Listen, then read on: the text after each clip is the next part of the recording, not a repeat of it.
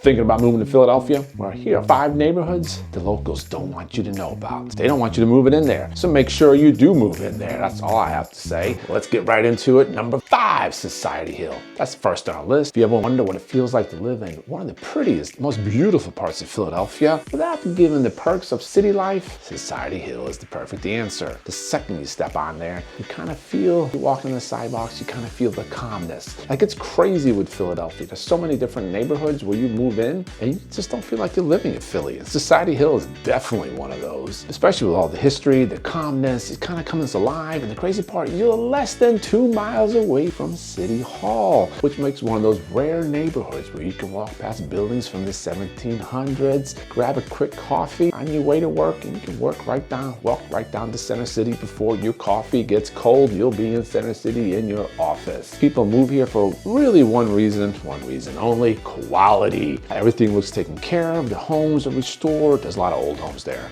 There are some new things there, but a lot of the old homes got that real old charm, old city vibe. Also have that old money calm. Even if you're renting a 1-bedroom apartment, it is expensive, but it's the kind of place where a walk to the grocery store happens. You know, it kind of also feels like you're walking through like a field trip because of all the historic buildings, all the history that's around there, except for the fact that there's actually people living there. It's also one of the safest neighborhoods in Center City. Crime is significantly lower here than the rest of Philadelphia average, so you'll feel that difference. Like when you're walking the dog early in the morning or late at night, you will feel that. One of the reasons people move to Society Hill is because of George McCall schools. They got the elementary school and the middle schools. They have a very strong reputation, ranked very high in there. When it comes to Philadelphia School District, you gotta remember, the Philadelphia School District is tricky, so you definitely gotta do some research. If schools are important to you, definitely wanna do some research when it comes to public schools. I will tell you, a lot of people move here, don't even bother. They just send a lot of their kids to private schools, so you'll have that. Or some send them to charter schools, one or the other. Now, obviously, Society Hill is beautiful, but it also comes with a hefty price tag. It's very expensive. You can easily run up to the high 6 figures. Renting is not cheap either in Society Hill. But what you get in return is a lifestyle. That's really what you get in Society Hill. It's a beautiful lifestyle. The area is beautiful. The houses are beautiful. You can walk to parks, restaurants, the waterfront, walk right to the waterfront, walk to Old City, which is a whole nother aspect of restaurants. You have Whole Foods, and half of Philadelphia's landmarks are right in Society Hill. So, you can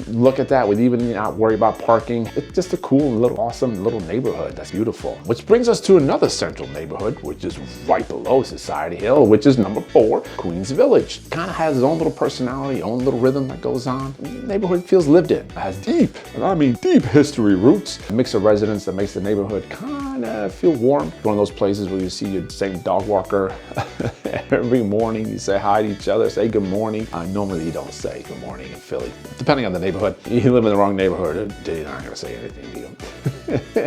You have the people taking care of their front yards. They have a front yard, take care of their plants in the front of the house, take care of the streets, take care of their little spot in front of the house. Is usually very clean compared to some other neighborhoods. It is one of Philly's most desirable neighborhoods. The housing values are not too bad compared to Society Hill. It is lower. It is over 500,000, which is more than double the city average. The reason being is people move to Queens Village, they usually don't leave. They stay forever. Sometimes you'll see that a lot in Philly. They find a neighborhood they love, they'll stay in it forever. In fact, a lot of back in the day, and it still happens, grandparents will give the house to the kids, and those kids will give the house to their kids. So some of these houses have been in the family for years, and that's what they do. They basically pass on the house, especially in neighborhoods such as those of Society Hill, Queens Village. Now if you're a family and you're looking at Queens Village, you definitely want to check out the Meredith School. Within Philly, it's funny because you have a huge school district. Philadelphia School District is humongous. And there's a lot of schools that are great and a lot of schools that are not great. So what a lot of people have to do is look into catchments. Catchments are a specific area, has a specific school. And if you're looking for that specific school, you want to be within that catchment because you want your child to go to that school. You have to live, because if you live outside that catchment, you're going to a different school, and it might not be the one you're choosing.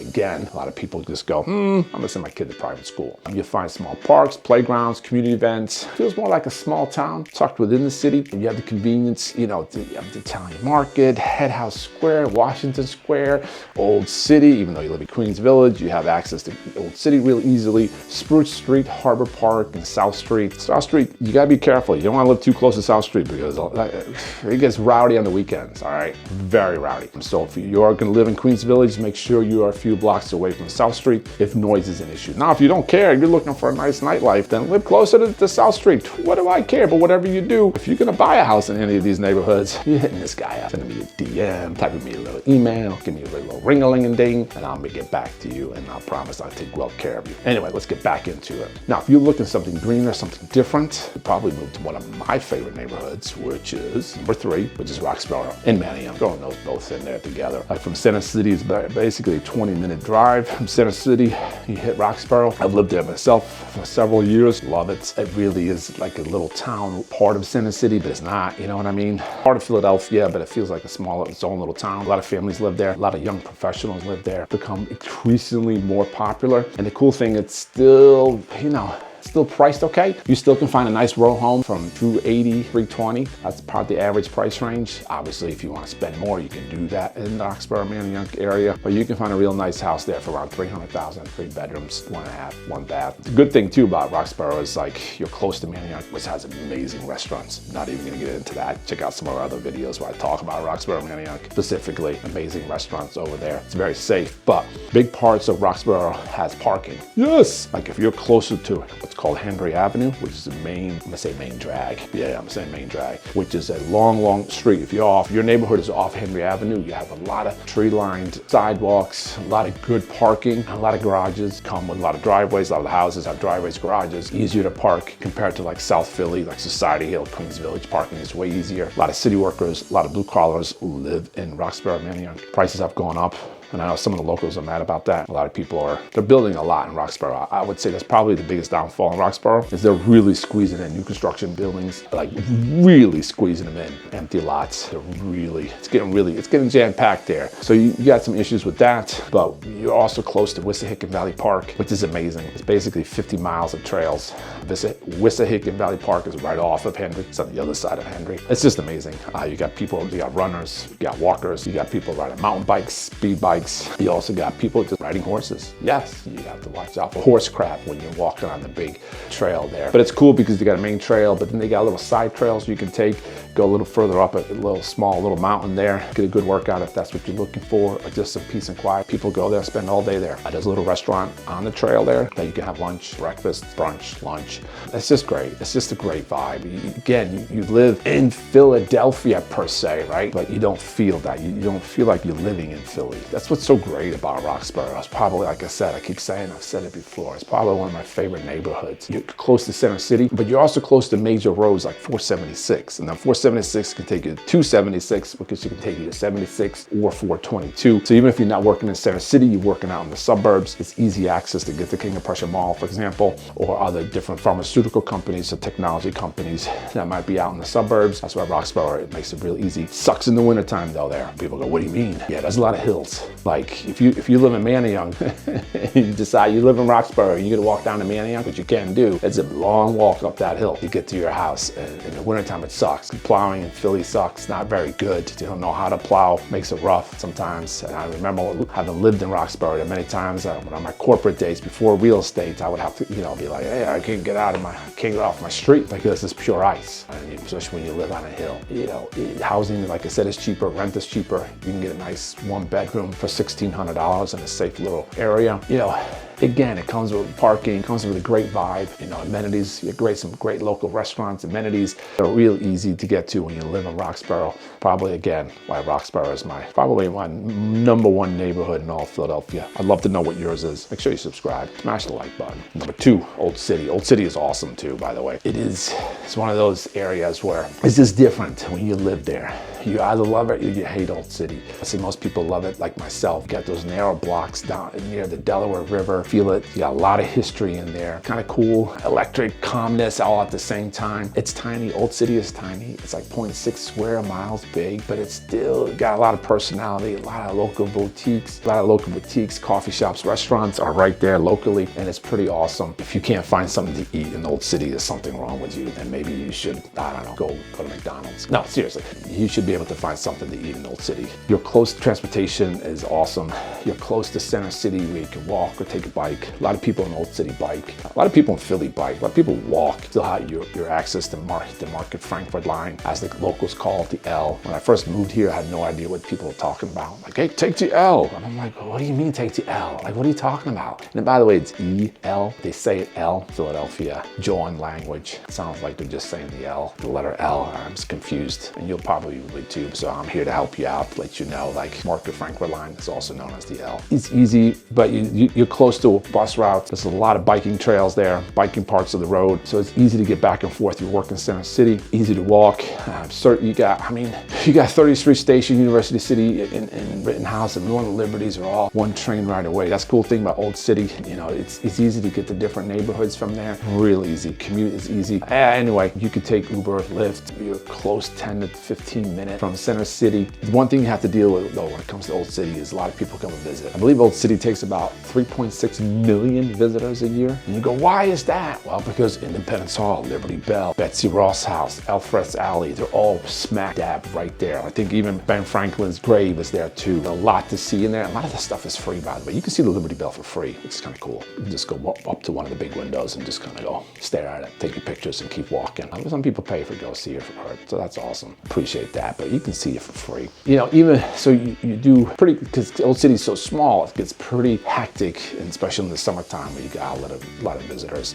You know, Old City's personality comes through with First Fridays. They have, you know, different events every month. This gallery opens, late night walks, part of First Friday. A lot of restaurants, restaurant deals, you know, street vendors. It's just awesome. You got 3rd Street with all the designer boutiques, art galleries, and again, Old City has about 80 different restaurants. So I'm telling you, if you can't find something to eat, yeah, it might not be for you, all right? Might be something wrong with you. It's considered like the most stylish neighborhood. I don't know. A lot of the young professionals love it because basically the little social scene, there's a lot of things going on in Old City. Family love it because of the historic value that brings. It's kind of like you're walking through history when you live in Old City. Again, you're close to, you know, Spruce Street, Harbor Park, the entire waterfront. There's a great restaurant down the waterfront called the Mashulo. It's an old pirate ship. It's awesome. Great food there. You got ice skating in the winter, roller skating in the year. In the summer, you got beer gardens, you got the concert, the fireworks. That's a lot of the things that are happening in Center City happens in Old City. You do have options in there. When it comes to housing, you have different kind of options. Old, restored colonial homes, modern condos, loft conversions, apartments.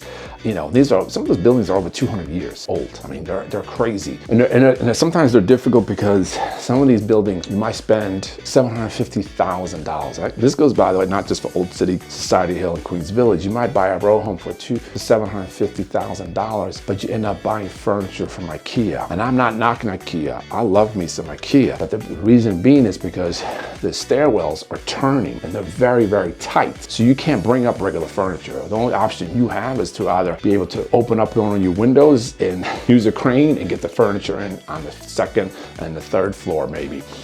So the easier option is just to go to IKEA and buy boxed furniture and put it together. And you do have that. So just gotta remember, there are some drawbacks with these old homes. Old City definitely has them. You might not get all the perfect furnishing options. But either way, bring it to number 1. One neighborhood now a lot of people don't want you to know about, and that's Chestnut Hill. Yeah, I'm gonna make Chestnut Hills number 1. Me personally, Roxborough, Manayunk, Chestnut Hills, just something out of it, like a quiet village. It's almost like a Hallmark town. Like if you were to take a little town and make it Hallmark movie, you could use Chestnut Hill. You know the movie I'm talking about, where a person, that corporate lawyer, has to go to a conference and the car breaks down right outside of Chestnut Hill. You know what I'm talking about. And then they fall in love with the rough and gruff, tow truck driver, because that tow truck driver saved the day, but they were rough in the beginning, but now you love them and now you're gonna stay in Chestnut Hill for you know what I'm talking about. That's kind of how Chestnut Hill is. You got Germantown Avenue, the main road, where basically you have stone. Basically the road is made out of stone. Yes, there's actually stone. Sidewalks are made out of stone. It's the calmest part of Philadelphia, they say. Back in the 1700s, people went to Chestnut Hill because it was cooler in the summer. Mind you, you had to have money to go to Chestnut Hill. You still do, but that's where they would go. It's kind of like the northwest corner of Wissahickon Gorge. Chestnut Hill sits on, like I said, a higher elevation, cooler temperature. Why, it was a big summer retreat back in the day. Still has that fresh air feel. You're on the other side of Wissahickon Valley Park. Remember I talked about that in Roxborough? Right on the other side of that little river that's there is Chestnut Hill. I mean, the coffee shops, the boutiques there, the restaurants are just awesome. There's a lot of green trees, a lot of nature goes on there. Like I said, you are next to that, to 50 miles of trails. You also have lots of greenery. I mean, that's really, like, you have tree-lined streets, a lot of tree-lined streets with sidewalks happening in Chestnut Hill, which makes it just kind of like a small town vibe, small town feel. I will tell you the pricing is pretty high. Average pricing on a house in Chestnut Hill is about $850,000. If you do win the lottery, you're gonna hit this guy up. This guy, send me a DM, email, give me a call, subscribe to my channel. A lot of the homes back in the, Chestnut Hill were built back in 18 and 1900s by some notable architects. Some of these buildings are absolutely priceless.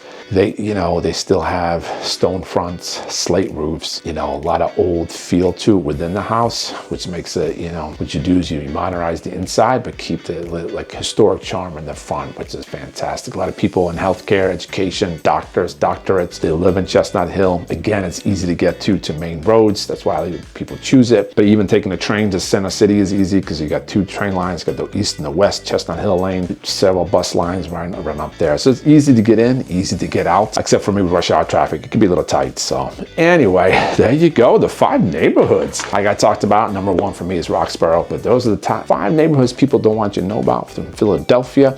Make sure you check out my other videos. Thank you so much for watching. I hope I see you on the next one, and you have a great day.